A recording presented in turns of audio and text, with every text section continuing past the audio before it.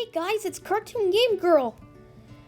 I'd like to bring you my very first top list. This is the top 10 favorite couples. Well, my favorite couples, that is. On with the list! Alright, number 10 is Lumpus and Jane Doe. The reason why I like this couple is because it's canon to the series of Camp Lazlo. Keep in mind that this is not the only Camp Lazlo couple I have on this list. Just keep that in mind.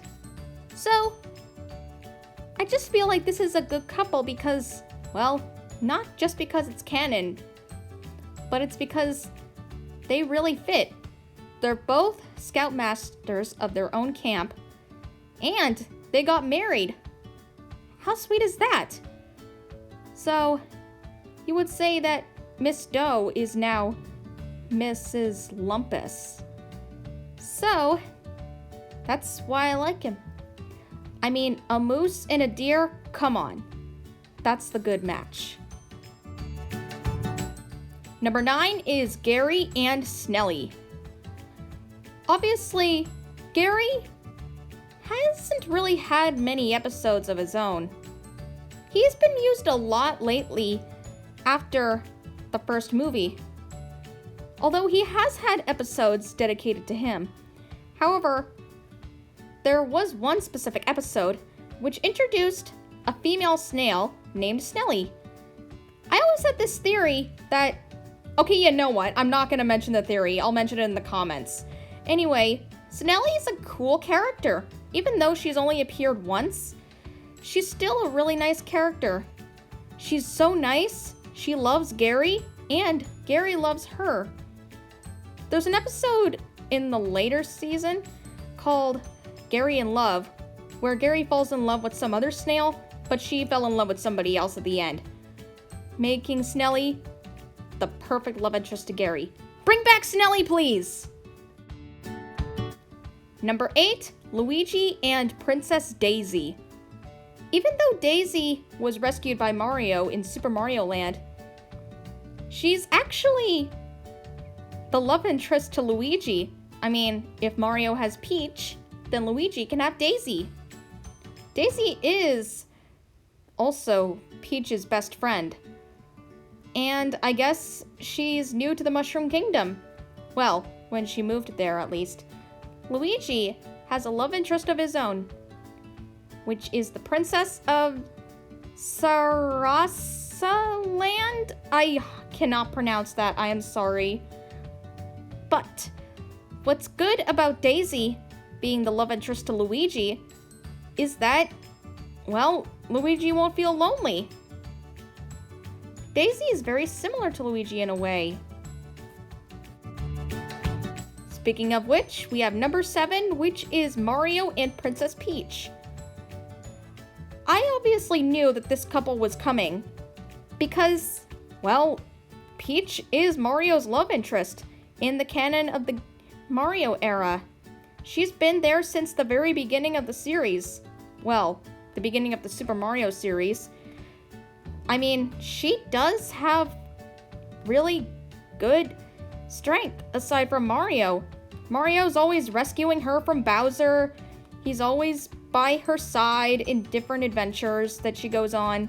Sometimes she saves Mario. It's kind of, you know, how they are just, well, meant for each other. They like to go on adventures. They like to go on trips. They're a perfect match. I really like this couple. Better than any of the other couples I've seen with Mario or with Peach. For number 6, we have Lazlo and Patsy. I did say that this is one of the other Camp Lazlo couples. Lazlo and Patsy are a canon couple in the show. There's no doubt about it. Patsy has a big crush on Lazlo. Lazlo actually kind of does know about Patsy's love against him. I mean, love towards him. In the episode It's a No Picnic, during the pinecone sitting contest, Laszlo actually sees that Patsy actually really loves him in a very strong way. Also, in Space Mates, we find out that Laszlo is Patsy's soulmate, meaning that someday in the future, they might get married. They're meant for each other. Also, Laszlo is the leader of the Jelly Trio, while Patsy is the leader of the Squirrel Trio. So it makes a lot of sense. Number 5, Sonic and Amy. Now, this is an interesting couple because I would like to say that even though Sonic often runs away from Amy, who has a big crush on him, I think he kind of likes her the same way and is just too scared to show it. I mean, he's more into like running and going on adventures than just wanting to go on dates and stuff. And keep in mind, there are times where he's interacting with other girls in a similar way where, you know, a boy would interact with a girl who likes him a lot, and I am not going to mention any of their names. Anyway, I feel like Sonic and Amy are the best couple ever. In Sonic X, there are actually hints that Sonic actually loves Amy. He gives her a flower in one episode. And at the end, well, towards the end of the series, they're actually holding hands, which is kind of adorable. So yeah, just like how Amy loves Sonic, Sonic loves Amy. Number 4, we have Clam and Gretchen. Clam and Gretchen have actually interacted with one another during the series. Clam, at one point, became lovesick over Gretchen. However, it was known to be extremely contagious, known as lovesickness, which is pretty much a disease, I guess. Anyway, eventually, Clam doesn't get it anymore, and instead gives it to Gretchen, who ends up going lovesick over Clam. Luckily, that does not last long.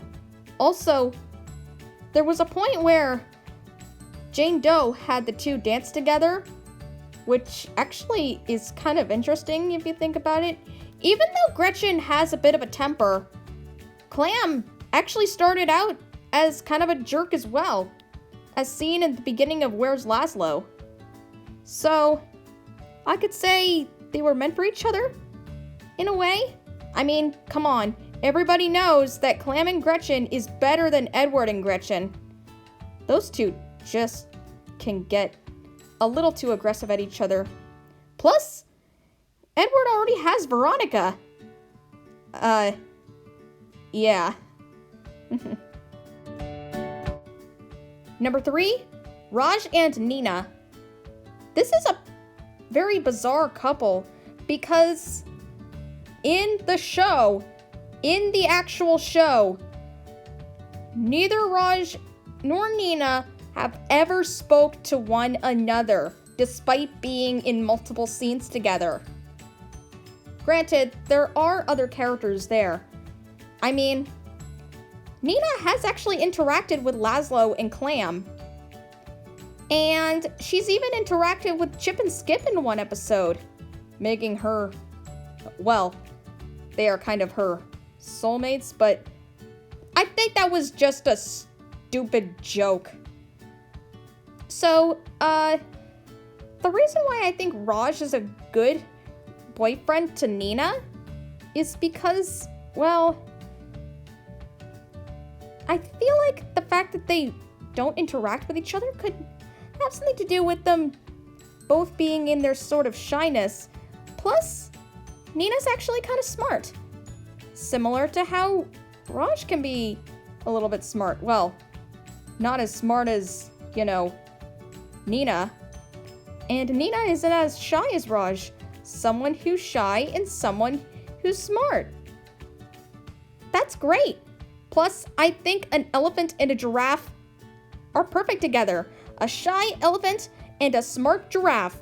Now that is a couple. Number 2, Rocko and Sheila. Much like Snellie, Sheila only appeared once. which is kind of a shame because they're both cool characters. Sheila is a great character. She actually really likes Rocko, and Rocko really likes her. I mean, come on. Who can resist a wallaby and a fox getting together? That is amazing. And just seeing the two together is actually kind of romantic. Sheila seems like someone who could look out for Rocko.